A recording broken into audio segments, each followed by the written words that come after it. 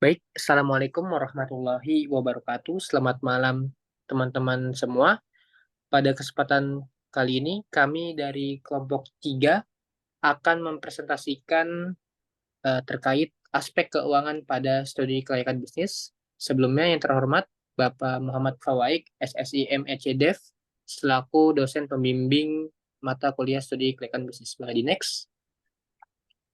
Selanjutnya untuk anggota kelompok kami, yang pertama ini ada Daryl Sagara, yang kedua ada saya sendiri, yang ketiga ada Kinaya Hazimah, yang keempat ada Siti Sarah Malina, dan yang kelima ada Tiara Veronisa.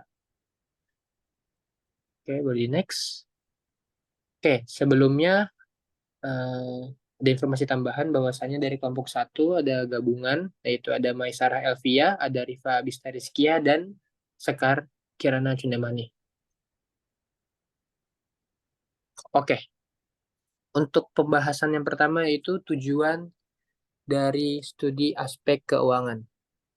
Studi aspek keuangan dilakukan dengan tujuan untuk mengetahui perkiraan pendanaan dan aliran kas proyek bisnis sehingga dapat diketahui layak atau tidaknya rencana bisnis yang dimaksud. Selain itu, studi aspek keuangan juga ditujukan untuk menentukan rencana investasi melalui perhitungan biaya dan manfaat yang diterapkan dengan membandingkan antara pengeluaran dan pendapatan, seperti ketersediaan dana, biaya modal awal, dan kemampuan proyek untuk membayar kembali dana tersebut dalam waktu yang telah ditentukan, serta untuk menilai apakah proyek akan dapat berkembang terus. Boleh di next.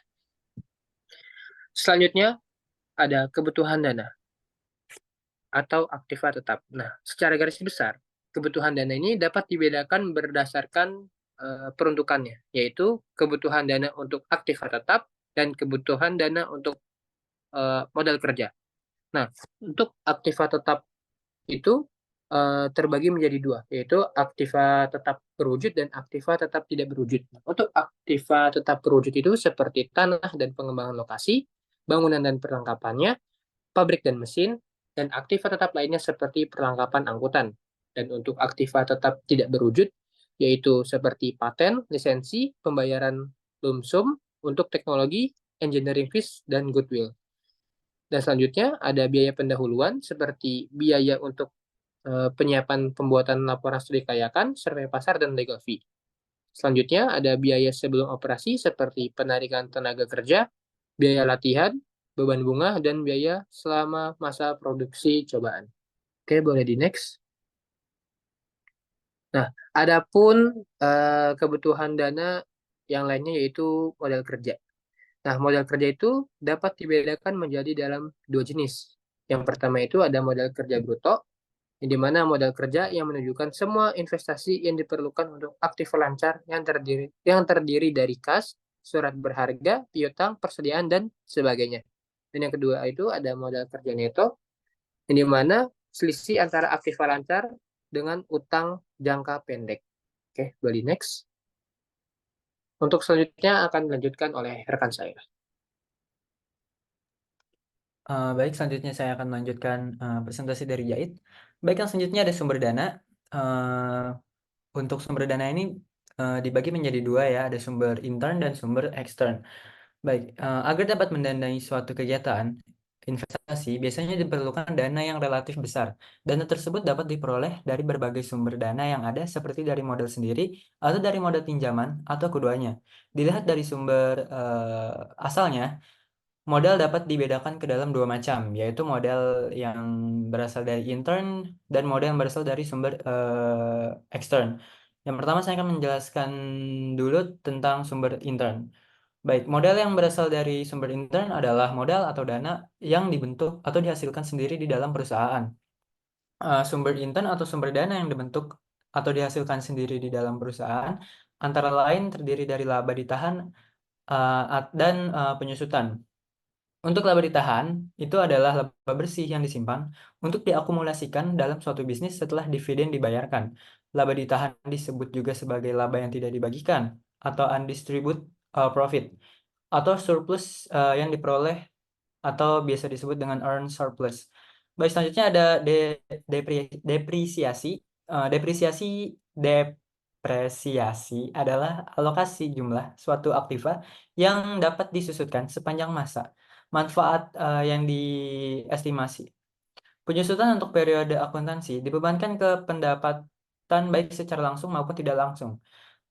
Selanjutnya ada sumber dana ekstern. Model yang berasal dari sumber dana ekstern adalah sumber yang berasal dari luar perusahaan. Alasan perusahaan menggunakan sumber dana ekstern diantaranya adalah jumlah dana yang digunakan tidak terbatas, dapat dicari dari berbagai sumber, dapat bersifat fleksibel, dan ada pun yang merupakan sumber ekstern perusahaan.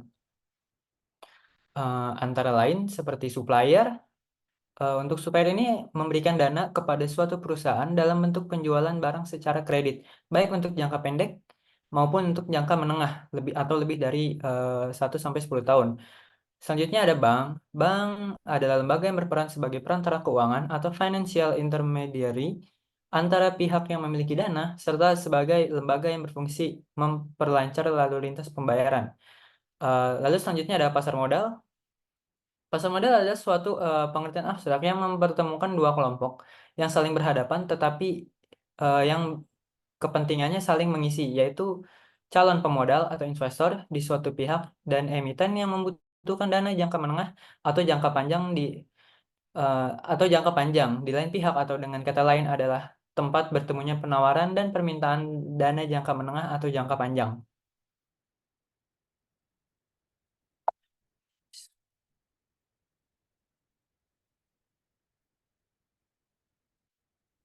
Baik, selanjutnya akan dilanjutkan oleh rekan saya. Lalu ada jenis-jenis modal, yang dimana pertama itu ada modal asing, yang merupakan modal asing itu merupakan modal yang berasal dari luar perusahaan yang sifatnya sementara bekerja di dalam perusahaan. Jadi kayak bagi perusahaan yang bersangkutan modal tersebut merupakan utang yang pada saatnya harus dibayar kembali. Dan modal asing itu sendiri dapat dibagi ke dalam 3 golongan, yaitu utang jangka pendek, utang jangka tengah, dan utang jangka panjang. Lalu ada modal asing atau utang jangka pendek atau short term debt. Jadi modal asing jangka pendek ini adalah modal asing yang jangka waktunya paling lama 1 tahun. Dan jenis-jenisnya pun termasuk ke dalam modal asing jangka pendek, yaitu seperti rekening koran, kredit dari penjual, kredit dari pembeli, dan kredit wesel. Lalu ada modal asing atau jangka menengah, intermediate term debt. Modal asing ini atau jangka utang menengah adalah utang yang jangka waktunya lebih dari 1 tahun, tetapi kurang dari 10 tahun. Bentuk utamanya itu adalah term loan and leasing. Lalu ada modal asing atau utang jangka panjang, long term debt. Jadi utang jangka panjang ini adalah utang yang jangka waktunya itu panjang, umumnya lebih dari 10 tahun.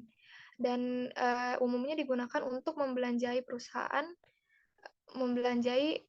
untuk melakukan perluasan atau ekspansi atau modernisasi dari perusahaan tersebut, karena kebutuhan modal untuk keperluan tersebut meliputi jumlah yang sangat besar.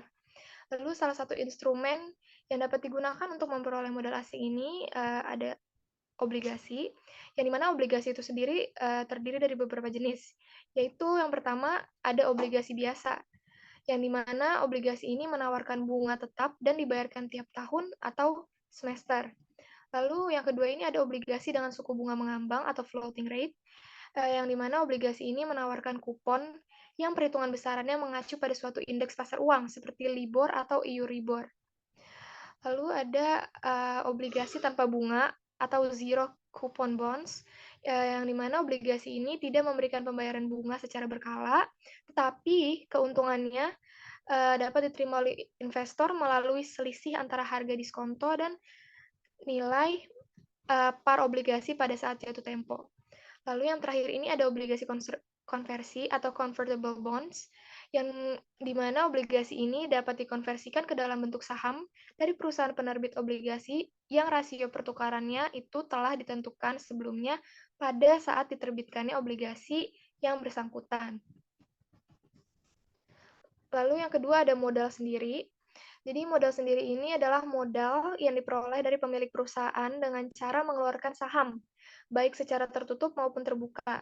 Dan perolehan dana dari modal sendiri ini biasanya berasal dari sumber Yang pertama itu sumber dari setoran pemegang saham, lalu yang kedua ada dari cadangan laba, yang ketiga ada dari laba yang belum dibagi. Selanjutnya akan dilanjutkan oleh rekan saya. Baik, kemudian di sini ada penentuan aliran kas atau cash flow. Jadi laporan perubahan kas atau cash flow statement ini adalah salah satu laporan perubahan kas atau laporan keuangan yang bisa dibilang penting karena nantinya di cash flow ini dia akan diberikan gambaran tentang aliran kas yang masuk dan keluar dari suatu perusahaan selama periode waktu tertentu. Jadi misalnya dari mana sumber-sumber kas itu berada dan juga penggunaannya juga nanti akan dijelaskan lebih detail di cash flow ini. Nah, pada saat kita menganalisis perkiraan arus kas ini di masa datang, kita juga akan berhadapan dengan ketidakpastian. Proyek tersebutlah yang dapat beroperasi untuk menghasilkan laba bagi perusahaan. Baik, selanjutnya ada urutan prioritas.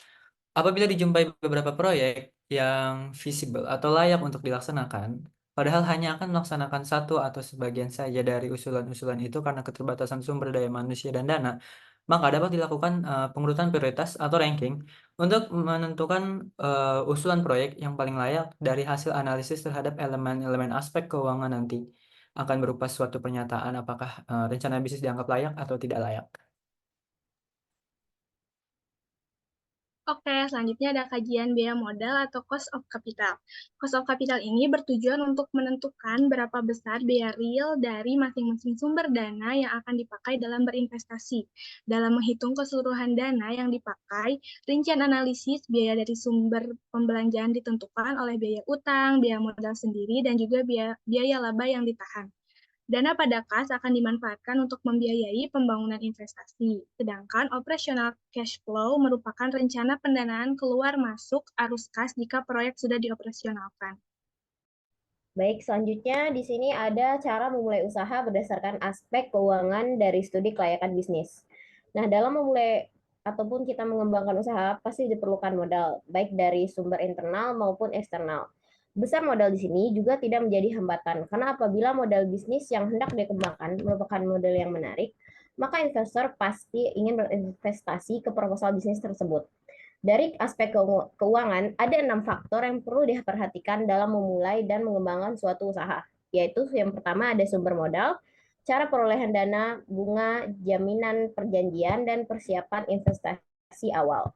Untuk yang pertama, untuk sumber modal, itu modal untuk memulai dan mengembangkan usaha dapat dimulai dengan beberapa cara. Yang pertama ada meminjam kepada lembaga keuangan, lalu yang kedua mengajak investor, lalu yang kedua cara perolehan dana.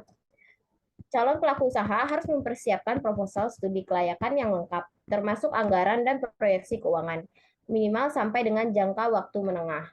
Nah, berdasarkan proposal studi kelayakan tersebut, kreditur kemudian akan menganalisis kesehatan usaha dan kemampuan untuk mengembalikan utangnya. Lalu yang ketiga ada bunga. Biaya bunga ini merupakan biaya penting dalam investasi, karena kreditur akan mendapatkan keuntungan dari bunga pinjaman. Sementara perusahaan peminjam dana justru akan menanggung beban bunga pinjaman tersebut. Lalu yang keempat ada jaminan. Hampir semua pinjaman itu memerlukan jaminan, karena dengan adanya jaminan, bank maupun kreditur akan menilai jaminannya dan memberikan pinjaman. Lalu yang kelima ada perjanjian. Nah, dalam perjanjian mengenai peminjaman akan diatur beberapa hal. Yang pertama ada jumlah dan tipe pinjaman, jangka waktu pinjaman, jaminan yang diberikan, bunga yang dikenakan, kewajiban dan hak pihak peminjam, kewajiban dan hak pihak yang meminjamkan, keabsahan para pihak, lalu antisipasi kemungkinan sengketa dari para pihak, lalu keadaan force majeure dan pihak yang mewakili. Lalu, sementara itu untuk investor, biasanya dibuatkan perjanjian join yang memuat hal-hal seperti pertama itu ada usaha yang akan dijalankan, lalu hak dan kewajiban para pajak, pembagian hasil, penyelesaian sengketa, dan lainnya. Lalu, yang keenam ada persiapan investasi awal.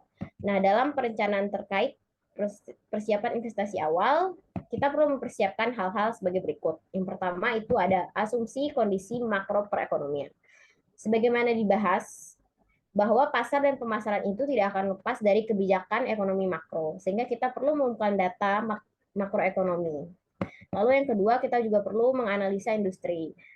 Yang ketiga, proyeksi pasar. Lalu keempat, proyeksi pemasaran.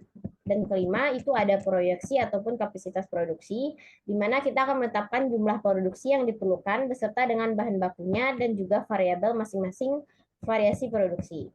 Lalu ada juga anggaran biaya yang mencakup biaya investasi maupun capital expenditure. Lalu ada proyeksi laba rugi, proyeksi neraca, proyeksi arus kas. Nah, setelah selesai dengan penganggaran, maka tahap berikutnya adalah kita melakukan analisis terhadap berjalannya kelayakan usaha atau bisnis ini. Apakah bisnis ini menjadi layak? Nah, apabila bisnis ini dinilai layak, maka bisnis tersebut dapat dijalankan. Nah, sebaliknya apabila bisnis dinilai tidak layak, maka bisnis tersebut perlu dipertimbangkan kembali. Baik, selanjutnya akan dilanjutkan oleh rekan saya. Oke, selanjutnya saya akan membahas tentang alat yang digunakan dalam analisis aspek keuangan. Jadi dalam menganalisis kelayakan aspek keuangan dalam pengembangan usaha, ada beberapa alat atau metode analisis keuangan yang dapat digunakan. Nah, setiap metode-metode ini tuh pada dasarnya memiliki kelebihan dan kelemahan tersendiri. Nah, metode-metode tersebut antara lain, yaitu yang pertama ada metode pengembalian investasi, lalu yang kedua ada metode penyesuaian nilai sekarang atau net present value, lalu yang ketiga ada metode indeks keuntungan atau profitability index, dan metode tingkat balikan internal atau internal rate of return. Balik ke slide sebelumnya yang metode pengembalian investasi. Oke. Jadi, metode pengembalian investasi ini merupakan metode analisis kelayakan investasi dengan menjumlahkan semua yang dihasilkan dalam jangka waktu tertentu dibandingkan dengan modal atau investasi awal. Nah, metode ini tuh menggunakan kriteria sebagai berikut. Yang pertama ini ada proyek dinyatakan layak jika masa pemulihan modal investasi lebih pendek dari usia ekonomis. Lalu yang kedua, proyek dinyatakan tidak layak jika masa pemulihan modal investasi lebih lama dibandingkan usia ekonomisnya. Nah, kelebihan dari metode pengembalian investasi ini yang pertama, yaitu mudah dalam penggunaan dan penghitungan. Lalu yang kedua ini berguna untuk memilih proyek yang mempunyai masa pemulihan cepat. Nah, yang ketiga, masa pemulihan modal ini dapat digunakan untuk alat prediksi resiko ketidakpastian pada masa mendatang.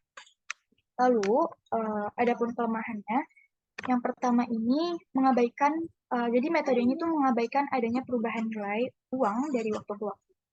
Lalu, metode ini juga mengabaikan arus kas setelah periode pemulihan modal yang dicapai. Nah, yang terakhir, metode ini juga mengabaikan nilai sisa dari proses. Lalu yang kedua, ada metode nilai sekarang atau net present value, atau bisa kita singkat juga NPV. Jadi merupakan metode analisis keuangan yang memasukkan faktor nilai waktu uang karena nilai uang akan bertambah sejalan dengan jalannya waktu. Nah, kriteria kelayakan bisnis berdasarkan metode ini tuh dirincikan sebagai berikut. Jadi yang pertama ini proyek nilai layak jika NPV ini bernilai positif. Lalu proyek dinilai tidak layak jika aspek keuangan bernilai negatif dari NPV ini.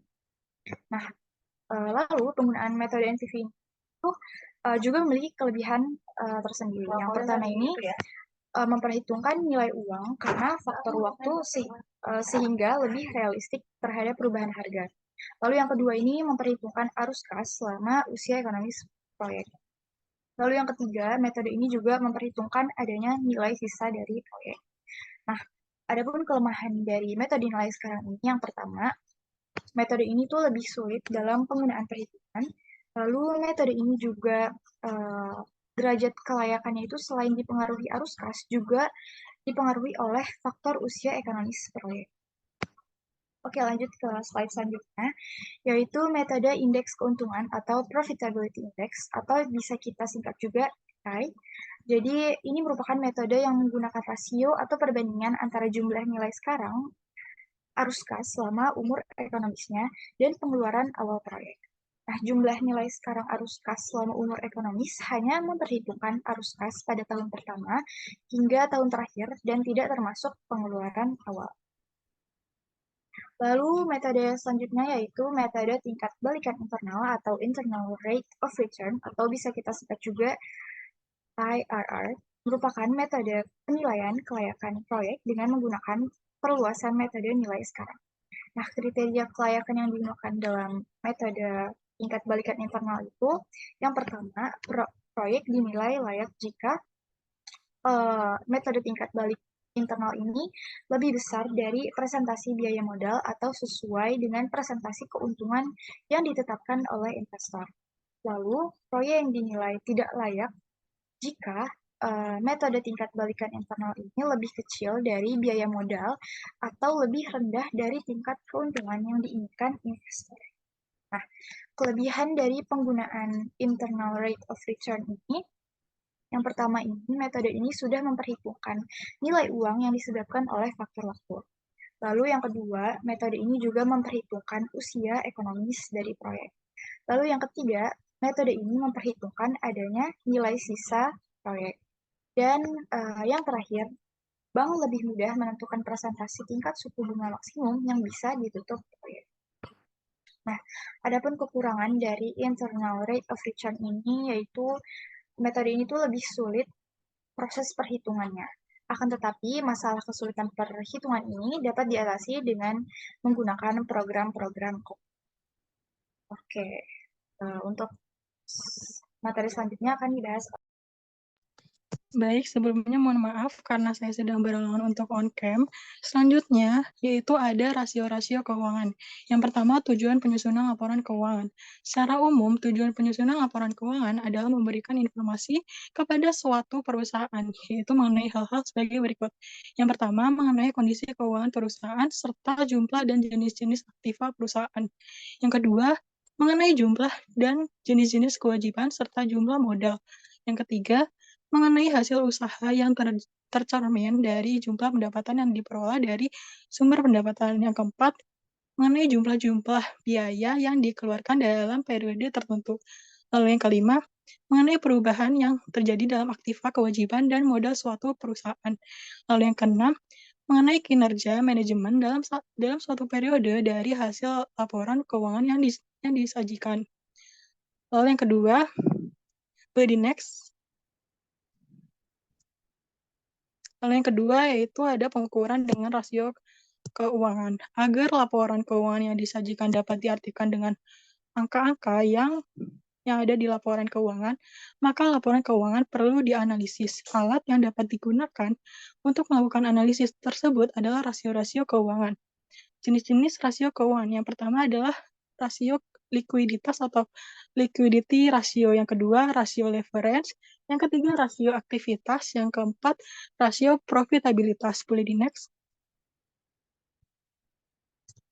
Yang pertama, rasio likuiditas, yaitu mengukur kemampuan debitur untuk melunasi kewajiban atau utang yang dimiliki. Pengukuran rasio likuiditas yaitu current ratio, yang kedua, quick ratio, inventory to net working capital, dan cash ratio. Yang kedua, rasio leverage, yaitu mengatur sejauh mana aktiva perusahaan dibiayai dengan utang. Pengukuran rasio leverage yaitu yang pertama debt to asset ratio, yang kedua debt to equity ratio, yang ketiga long term debt to equity ratio, yang keempat current liabilities to net worth. Boleh di next. Lalu yang ketiga yaitu rasio aktivitas, yaitu mengukur tingkat efisiensi pemanfaatan sumber daya perusahaan seperti penjualan, persediaan, penagihan piutang, dan lain-lain. Pengukuran rasio aktivitas yang pertama yaitu perputaran piutang, lalu inventory turnover, yang ketiga working capital turnover, yang keempat fixed asset turnover, dan total asset turnover. Lalu yang keempat yaitu rasio profitabilitas, yaitu menilai kemampuan perusahaan dalam mencari keuntungan dan memberikan ukuran tingkat efektivitas manajemen suatu perusahaan. Pengukuran rasio profitabilitas yang pertama yaitu profit margin, yang kedua return of investment, dan yang ketiga return of equity. Selanjutnya akan dijelaskan oleh rekan saya.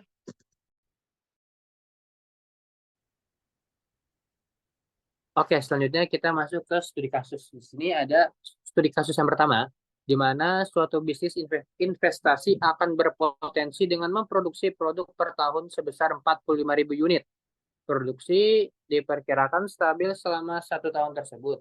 Biaya per unit untuk memproduksi 45.000 unit adalah sebagai berikut. Yang pertama, ada biaya bahan baku sejumlah Rp2.000, ada biaya tenaga kerja langsung sejumlah Rp500, ada biaya overhead pabrik sejumlah Rp600. Semua itu ditotal hingga menjadi biaya produksi sejumlah Rp3.100 dan menggunakan harga jual sebesar Rp4.000. Selanjutnya ada tahapan operasi produk, yang dimana tahap pertama ini ada tahap bahan baku selama 4 bulan. Yang kedua ada tahap barang dalam proses, yaitu selama 2 bulan. Yang ketiga ada tahap barang jadi selama 1 bulan. Yang keempat ada tahap dalam piutang selama 2 bulan. Instruksinya, tentukan kebutuhan modal kerja untuk memproduksi bulanan sebesar 3.750 unit jika diketahui kebutuhan kas minimal sebesar 12 juta. Nah, untuk jawabannya, biaya produksi per bulan untuk memproduksi 3.750 unit. 3.750 unit itu didapatkan dari 45.000 unit produksi selama 1 tahun atau per tahun dibagi 12 bulan untuk mencari produksi unit per bulannya. Nah, selanjutnya semua unit tersebut dikalikan dengan biaya-biaya yang ada. Nah, untuk yang pertama, biaya bahan baku langsung itu sejumlah 2.000 dikalikan dengan 3.750 unit, maka hasilnya itu Rp7.500. Dan yang kedua itu ada biaya tenaga kerja langsung, itu biaya tenaga kerjanya itu sejumlah Rp500 dikalikan 3.750 unit, maka menghasilkan 1.875.000. Selanjutnya ada biaya overhead, yaitu sejumlah Rp600 dikalikan dengan 3.750 unit, maka dihasilkan 2.250.000.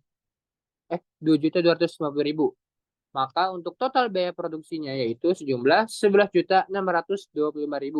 Nah, biaya-biaya lain dalam keterkaitan waktu itu masing-masing dapat dirincikan seperti pada tabel di bawah. Untuk tabel biaya bahan baku, di sini pada tabel terdapat keterangan untuk bahan baku itu ada persediaan, barang dalam proses, barang jadi, hingga piutang. Dan untuk waktunya dari persediaan itu selama 4 bulan, barang dalam proses itu 2 bulan, barang jadi itu 1 bulan, dan piutang itu selama 2 bulan. Nah, untuk biaya bahan baku tadi sudah dicari sejumlah 7.500.000, maka untuk mengetahui total biaya selama masa produksi perlu dikalikan dengan waktu atau tahapannya. Maka biaya bahan baku 7.500.000 dikalikan dengan 4 untuk persediaan, dan untuk barang dalam prosesnya dikalikan dengan 2, barang jadi itu dikalikan dengan 1, barang untuk piutang dikalikan dengan 2. Maka untuk keseluruhan total biaya bahan baku setelah dikalikan itu menjadi 67.500.000. Untuk tabel yang kedua, yaitu tabel biaya tenaga kerja langsung, yang dimana hanya terdiri dari barang dalam proses, barang jadi, hingga piutang. Persediaan itu tidak termasuk. Nah, caranya masih sama seperti tabel yang di atas. Untuk biaya yang sudah kita cari, biaya tenaga kerja langsung itu dikalikan dengan waktu tahapannya, masing-masing waktu tahapannya. Maka setelah dikalikan, itu menghasilkan total biaya tenaga kerja langsung sebesar 9.375.000. Oke, selanjutnya. Nah, untuk yang ketiga, tabel biaya overhead. Caranya masih sama seperti kedua tabel yang sudah dijelaskan tadi, yaitu biaya yang sudah dihitung tadi dikalikan dengan jumlah waktu tahapannya. Maka untuk tabel biaya overhead menghasilkan total biaya sebesar 11.250.000. Nah, tadi kan sudah dijelaskan bahwa biaya produksi per unitnya itu 3.100.000 dan harga jual per unitnya itu Rp4.000.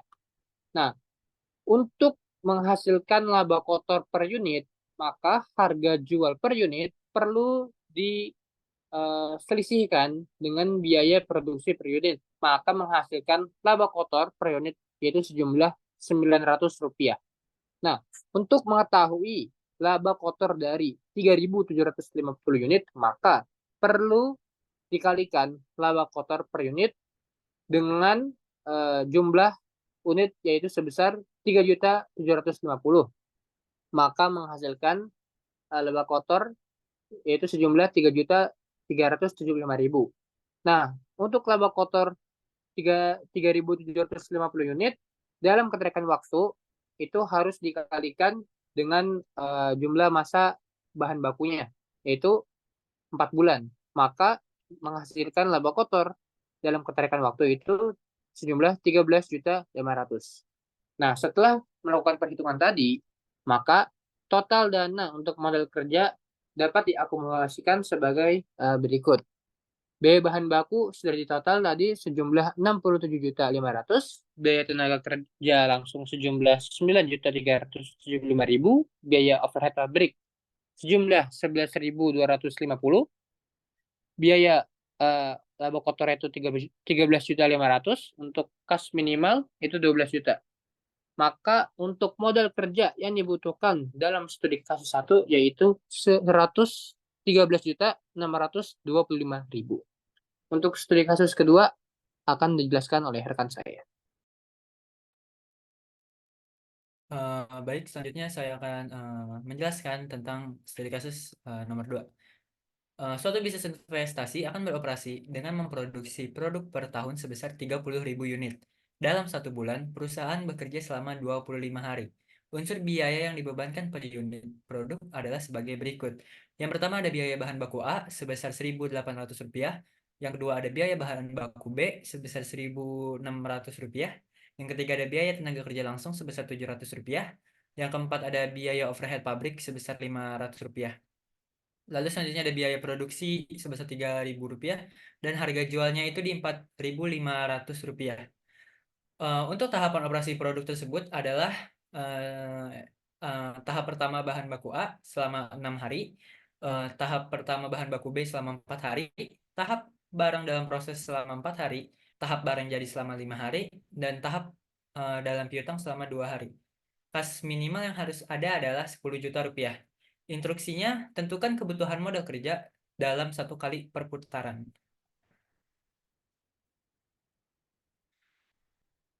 Baik, biaya produksi per bulan untuk memproduksi 1.200 unit, yaitu ya 1.200 unit ini ada karena 30.000 dibagi 25 hari. Adalah sebagai berikut. Yang pertama adalah biaya bahan baku langsung, yaitu 1.800 dikali 1.200 unit. Hasilnya itu 2.160.000.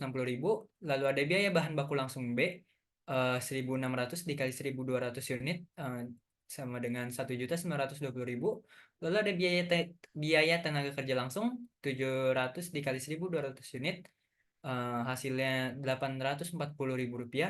Dan ada biaya overhead 500 dikali 1.200 unit, Rp600.000. Total biaya produksi per bulan ini adalah Rp18.480.000. Baik, untuk selanjutnya ada biaya-biaya lain dalam keterkaitan waktu atau tahapan masing-masing dirincikan pada tabel di bawah ini. Yang pertama itu ada tabel biaya bahan baku A. Yang pertama, jadi di sini ada persediaan, barang dalam proses, barang jadi, dan piutang. Untuk persediaan dikali waktunya 6 hari, hasilnya itu 2.160.000 dan total biayanya adalah 12.960.000. Untuk barang dalam prosesnya itu ada 4 hari, 4 hari dikalikan 2.160.000 dan hasilnya itu 8.640.000. Lalu ada barang jadinya itu ada total waktunya ada 5 hari, dikalikan biaya bahan baku 2.160.000 dan hasilnya 10.800.000. Lalu ada piutang, total waktu 2 hari dan biaya bahan bakunya 2.160.000, hasilnya adalah 4.320.000. Dan untuk total biaya bahan baku A itu adalah sebesar 36.720.000. Baik, selanjutnya ada tabel bahan baku B. Di tabel bahan baku B ini hampir sama.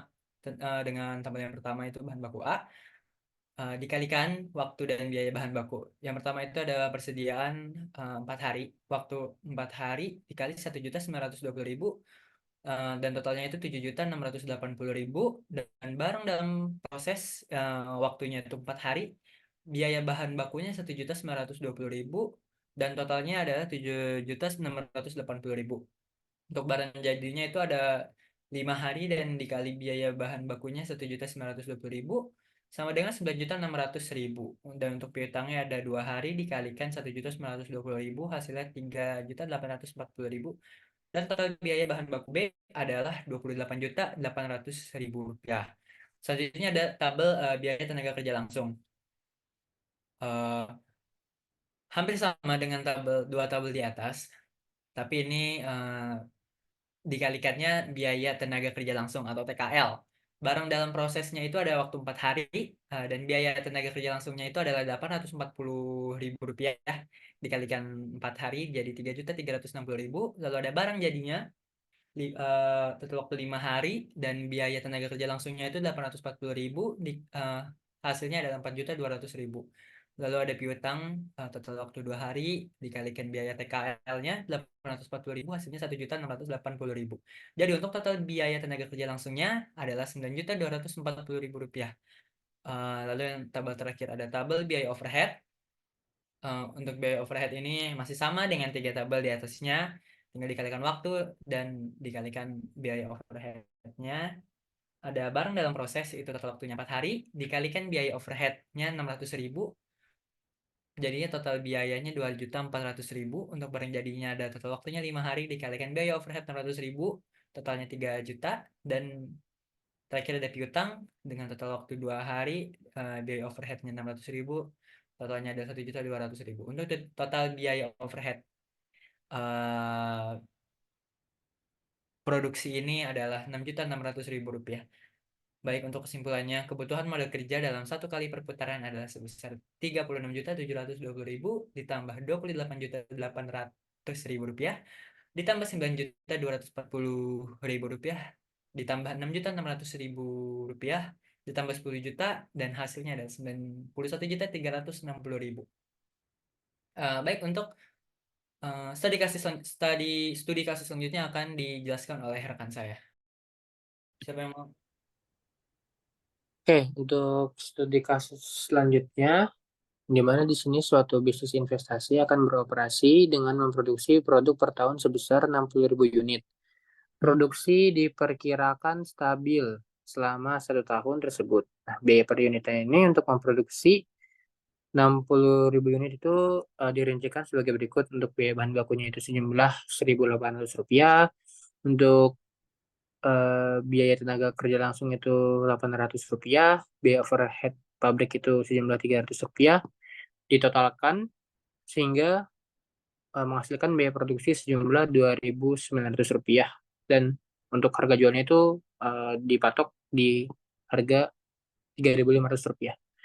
Nah, untuk tahapan operasi sama seperti studi kasus sebelumnya. Untuk tahap pertama itu tahap baku itu selama 3 bulan, untuk tahap barang dalam proses itu 2 bulan, untuk tahap barang jadi itu 3 bulan, dan tahap dalam piutang itu 4 bulan. Nah, instruksinya, tentukan kebutuhan modal kerja untuk memproduksi bulanan sebesar 5.000 unit jika diketahui kas minimal sebesar 15 juta. Nah, untuk biaya produksi per bulan untuk 5.000 unit itu didapatkan dari hasil pembagian 60.000 unit produksi unit per tahun dibagi dengan jumlah bulan dalam 1 tahun, itu 12. Maka menghasilkan 5.000 unit per bulannya.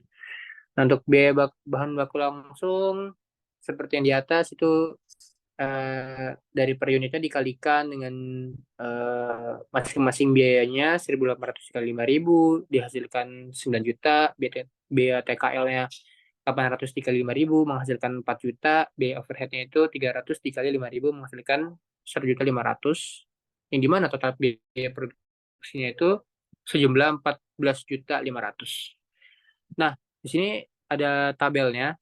Untuk perhitungan tabelnya itu sama seperti studi kasus sebelumnya, itu untuk biaya bahan baku, biayanya itu dikalikan dengan waktu dari tahapannya, maka untuk total biaya bahan baku itu menghasilkan 108 juta. Dan untuk biaya TKL-nya itu sama, scroll down, itu dia untuk totalnya itu menghasilkan 36 juta, dan untuk biaya overhead-nya, scroll, itu menghasilkan 8.100.000. Nah, sekarang kita akan mencari labanya. Seperti yang tadi sudah dijelaskan, untuk laba itu harga jual per unit dikurang biaya produksi 3.500 dikurang 2.900, maka menghasilkan laba kotor per unitnya itu 600. Nah, untuk mengetahui laba kotor dari hasil produksi 5.000 unit itu perlu dikalikan dengan 600 rupiah dengan 5.000, maka menghasilkan 3 juta. Nah, setelah 3 juta didapatkan, maka kita kalikan dengan keterkaitan waktu dari tahapan bahan baku. Masa bahan baku yaitu 3 bulan, maka menghasilkan 9 juta. Maka seluruhnya kita total untuk biaya bahan baku itu 108 juta, ditambah biaya TKL itu 36 juta, untuk biaya overhead itu 8.100.000, untuk laba kotor itu 9 juta, untuk kas minimal itu 15 juta, maka untuk keseluruhan modal kerja yang dibutuhkan itu 176 juta. Oke, lalu di sini saya akan menjelaskan studi kasus yang berbeda dengan kelompok 3. Langsung ke slide berikutnya aja dari maaf. Nah, untuk soal yang pertama ini yaitu seorang pengusaha ingin melakukan investasi dan ia mempunyai dua alternatif yang harus dipilih, yaitu mendirikan pabrik kelapa sawit atau KS atau pabrik pupuk atau PP. Dari hasil perhitungan yang dilakukan diperoleh data sebagai berikut. Untuk pabrik kelapa sawit ini berinvestasi di tahun ke-0 sebesar 40 juta rupiah. Lalu biaya per tahunnya yaitu 3 juta rupiah, penerimaan per tahunnya 18 juta rupiah, umur proyeknya 5 tahun, dan nilai sisanya 0. Untuk pabrik pupuk, investasi di tahun ke-0-nya yaitu 50 juta rupiah, biaya per tahunnya 5 juta, penerimaan per tahunnya 20 juta, dan umur proyeknya 7 tahun, lalu nilai sisanya 0. Jika besarnya diskon faktor ini 15%, maka berapa NPV atau Net Present Value dari masing-masing alternatif tersebut, dan alternatif mana yang dipilih? Diketahui di sini bahwa rumus dari NPV itu yaitu simbol penjumlahan arus kas bersih dibagi 1 ditambah diskon rate pangkat T. Karena lalu arus kas bersih yang dimana arus kas masuk dikurangi arus kas keluar. Lalu diskon rate ini adalah tingkat bunga yang digunakan untuk mendiskontokan arus kas masa depan, dan juga T itu adalah periode waktu. Untuk interpretasi NPV-nya, jika NPV lebih besar daripada 0, proyek atau investasi diprediksi menghasilkan keuntungan. Jika NPV-nya sama dengan 0, proyek atau investasi ini tidak menghasilkan keuntungan ataupun kerugian. Tapi jika NPV-nya lebih besar 0 lebih besar daripada NPV, maka proyek atau investasi diprediksi mengalami kerugian. Next slide. Mari kita hitung dari analisis pabrik kelapa sawit terlebih dahulu. Untuk tahun pertama, C-nya ini diinvestasikan sebanyak 40 juta, lalu sisanya biaya per tahunnya sebanyak 3 juta rupiah sampai tahun ke-5. Lalu untuk B-nya itu 0, dan penerimaan per tahunnya 18 juta rupiah sampai tahun ke-5. Lalu nilai B dikurangi nilai C sebesar 40 juta karena di tahun 0 mengeluarkan 40 juta, maka B dikurangi C-nya itu negatif 40 juta. Lalu di tahun kedua 18 juta dikurangi 3 juta sampai tahun ke-5 yaitu 15 juta. Lalu akan didiskon faktorkan sebanyak 15%. Diskon faktor ini diperoleh dari rumus 1 per 1 ditambah R pangkat N, di mana R ini adalah interest atau bunga yang akan digunakan selama per tahunnya, lalu N itu adalah tahun. Didapatkan bahwa 15% dari 15 juta itu 0,8696, lalu 0,7561, 0,6575, 0,571,18, 0,4972, lalu didapatkan nilai sekarangnya sebanyak yang ada di tabel. Sisanya dari tahun kelima itu dari pabrik kelapa sawit adalah Rp10.283.000. Net present value pada pabrik kelapa sawit adalah Rp10.283.000. Karena hasilnya NPF lebih besar daripada 0, maka proyek atau investasi ini diprediksi akan mendapatkan keuntungan. Lalu kita akan menghitung net present value daripada pabrik pupuk. Nilai C ini diperoleh dari investasi tahun ke-0 sebanyak 50 juta. Lalu, biaya per tahunnya 5 juta rupiah sampai tahun ke-7. Lalu nilai B-nya adalah 0 dan penerimaan per tahunnya 20 juta sampai tahun ke-7. Lalu B dikurangi C didapat hasil berikut dan diskon faktornya sama seperti yang tadi, namun ditambah tahun ke-6 sebanyak 0,4323 dan tahun ke-7 sebanyak 0,3759. Lalu nilai sekarang diperoleh dari tahun ke-7 dari pabrik pupuk sebesar Rp12.406.000. Jadi net present value pada pabrik pupuk adalah sebesar Rp12.406.000. Karena hasilnya NPV lebih dari 0, maka proyek atau investasi ini diprediksi akan mendapatkan keuntungan. Karena kedua pabrik memiliki nilai NPF-nya lebih dari 0, sehingga keduanya layak. Namun, nilai NPF yang lebih besar yang dipilih dalam analisis ini. Jadi, pabrik pupuklah adalah alternatif yang akan dipilih. Next slide akan dijelaskan oleh teman saya. Terima kasih. Baik, selanjutnya saya akan menjelaskan mengenai soal kedua, menggunakan rumus Profitability Index atau PI, atau juga bisa kita sebut sebagai indeks keuntungan. Di sini diketahui bahwa sebuah perusahaan ingin melakukan sebuah investasi, adapun besarnya investasi yang diperlukan oleh perusahaan tersebut adalah 150 juta dengan I atau investasi persennya sebesar 15%. Investasi tersebut memiliki keuntungan bersih setiap tahunnya sebesar 45 juta yang akan dijalankan selama 5 tahun. Nah, jika dilihat dari nilai PI atau Profitability Index ini, proyek tersebut apakah layak untuk dijalankan? Nah, lalu kita masukkan ke rumus. Sebelumnya kita ketahui dulu LO-nya di sini. LO ini merupakan besarnya investasi yang diperlukan, yakni 150 juta. Lalu ada I atau nilai investasi, yakni 15%. Lalu ada CF atau keuntungan bersih dari investasi, seperti di soal, itu ada 45 juta. Dan N yang merupakan tahun yang akan dijalankan, dan dalam soal itu 5 tahun. Maka kita masukkan ke dalam rumus CF1 per 1 tambah I pangkat 1, CF2 per 1 tambah I pangkat 2, dan seterusnya. Di sini untuk nilai CF1 hingga CF5 itu memiliki nilai yang sama, yaitu 45 juta per 1 ditambah 0,15. Di sini 0,15 itu dari 15% yang diubah menjadi nominal angka menjadi 0,15. Dan seterusnya sampai pangkat 5 itu sama nilainya. Lalu kita bagi dengan LO-nya atau besarnya investasi yang diperlukan, itu sebanyak 150 juta. Setelah semuanya ditambahkan, lalu dibagi dengan 150 juta, mendapatkan hasil di sini ada 150 juta 846.978.000 per 150 juta. Untuk hasilnya didapatkan 1,005. Nah, dari sini diketahui bahwa proyek ini layak untuk dijalankan karena PI-nya lebih dari 1, yaitu sebesar 1,005. Baik, soal selanjutnya akan dijelaskan oleh rekan saya. Baik, selanjutnya itu ada contoh studi kasus dari Intern Rate of Return atau IRR.